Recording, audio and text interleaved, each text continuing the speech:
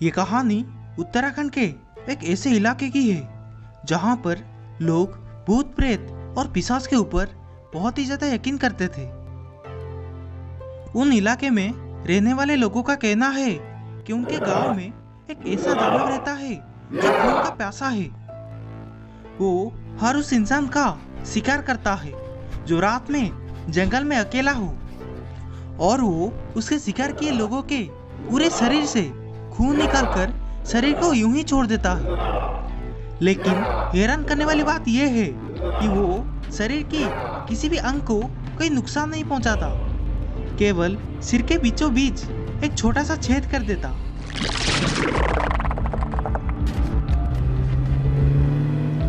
एक बार की बात है, दो कपल जो अपनी हॉलिडे एंजॉय करने के लिए एक रिजॉर्ट फार्म हाउस ढूंढ रहे थे। उन्हें बुकिंग फुल होने के कारण कहीं भी फार्म हाउस नहीं मिल रहा था, लेकिन ढूंढने की कोशिश जारी थी। उन्हें आखिर में एक फार्म हाउस मिला जो कि शहर से एकदम हटके बना था। वहां कोई शोर शराबा नहीं था और हरियाली चारों तरफ बिखरी हुई थी। उन सबको वो बेहद पसंद आया। यकीन मानो तो वो जगह किसी भूतिया फिल्म के सेट से कम डरावनी नहीं थी। लेकिन जो फार्म हाउस था वो किसी महल से कम भी नहीं था। वो देखने में बहुत ही सुंदर था। अच्छा फ्लोर, साफ सुथरा, अच्छा डिजाइन और भी बहुत कुछ। लेकिन हैरानी की बात यह थी कि वो फार्म हाउस बाकी फार्म हाउस से एकदम कम दाम पर मिल रहा था। उन सबको उस वक्त ये लगा कि इसका रेंट दूसरे फार्म हाउस के मुकाबले दोगुना ज्यादा होगा, लेकिन ऐसा नहीं था। उनमें से किसी ने यह तक नहीं सोचा कि इसके पीछे क्या कारण हो सकता है। उन्हें तो बस अपना फायदा दिख रहा था। हाँ, एक बात उनके मन में जरूर आई कि शायद हो सकता है कि ये सबसे अलग है और यहाँ ज्यादातर लोग रहना पसंद भी नहीं करते, और अगर करते भी हो तो ज्यादा दिन तक ये चल नहीं पाता होगा। शायद इसीलिए इसका रेंट कम है। खैर, उनका ये सोचना भी ठीक था। लेकिन मकान मालिक ने जैसे ही उन्हें फार्म हाउस दिखाया, वैसे मकान के मालिक ने सबको चेतावनी दी कि कोई भी पीछे का दरवाजा नहीं खोलेगा। जब सबने पूछा तो वो सच्चाई नहीं बताई, बल्कि ये कहा कि पीछे से जानवर आ जाते हैं। साथ ही उसने ये भी कहा कि कोई भी देर रात बाहर मत टहलना, और अकेले तो बिल्कुल भी नहीं। उसकी पूरी बात सुनकर रोहन ने कहा कि ठीक है अंकल, आप जाओ, हम देख लेंगे। वो आदमी हल्की मुस्कुराहट के साथ हंसा और वहां से चलने लगा। उस आदमी के चले जाने के बाद रोहन ने एक बार फिर से सबसे कहा कि गाइस, तुम्हें नहीं लगता कि ये जगह थोड़ी अजीब है? उसके ये बात पर विशाल ने कहा, क्या अजीब है, सब कुछ ठीक तो है, और वैसे भी इतना अच्छा फार्म हाउस हमें मिला है। हाँ, ये शहर से थोड़ा अलग है, इसीलिए तुम्हें अजीब लग रहा होगा। उनकी ये बातें चल ही रही थी, लेकिन सब थके होने की वजह से थोड़ी देर बात कर उस रात अपने अपने कमरे में सोने चले गए। और अगले ही दिन उन सबके साथ खौफनाक किस्से शुरू हो गए। अगली सुबह विशाल और निधि अपने चाचा के घर जाने वाले थे, क्योंकि उनका घर भी उसी शहर में ही था।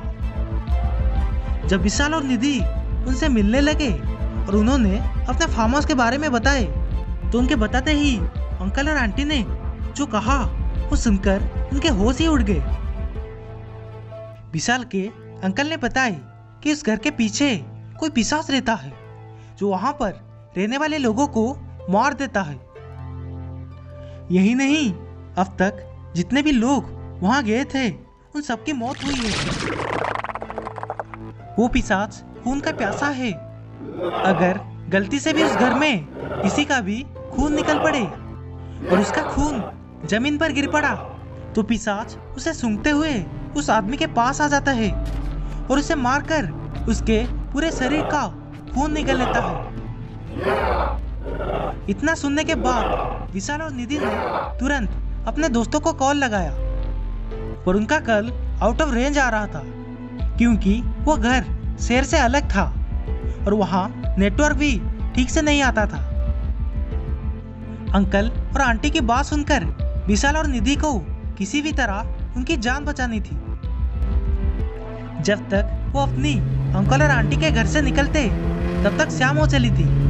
उन्हें वहां पहुंचते पहुंचते रात हो चुकी थी। वहां पहुंचने के बाद वो घर बंद था। अब वो घर के अंदर भी नहीं जा सकते थे।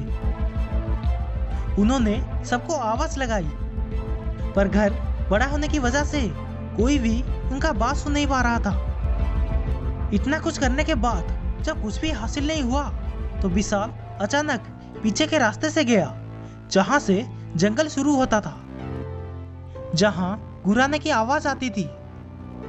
उसने सोचा कि शायद पीछे के रास्ते से वो अंदर जा सके, लेकिन तभी विशाल को जमीन के अंदर से वो बड़े से नाखून वाला जानवर एक दहाड़ के साथ गींचने लगा। ये सब देखकर विशाल एकदम चीखने लगा। उसे समझ नहीं आ रहा था कि वो क्या करे।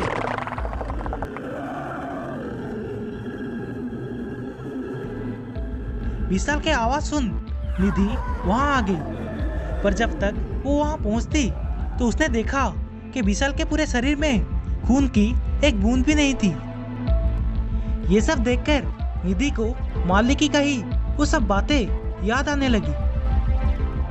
जब तक निधि ये सोच रही थी कि अचानक उसे वो आवाज सुनाई देने लगी जो उसे पिछली रात आ रही थी। निधि तुरंत वहां से भागी और उस पिशाच ने निधि को एक झटके में नीचे खींच लिया।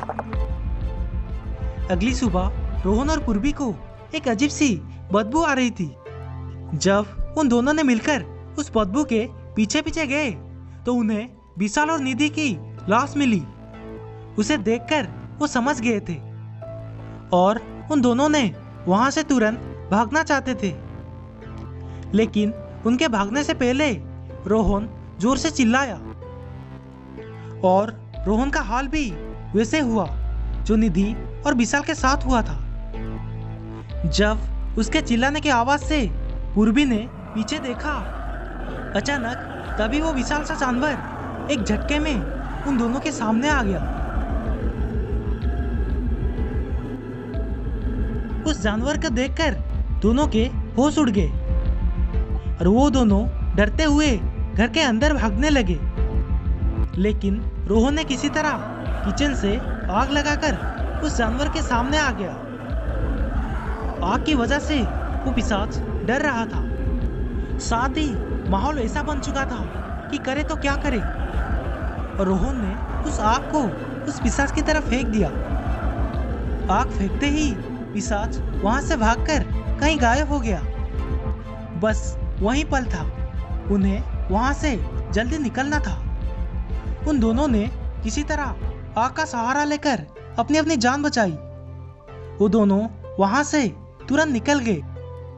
वहां से निकलने के बाद भी उन दोनों के अंदर इतना डर बैठ चुका था कि वो घर पहुंचने के बाद भी किसी को कुछ बता नहीं पाए। उन दिनों बड़ी बातचीत हुई, घर पर पुलिस भी आई। छानबीन के बाद कुछ पता नहीं चल पाया, बस पता था तो इतना कि उस दानव ने उनका पूरा खून चूसकर लाश वैसे का वैसे ही छोड़ दी थी।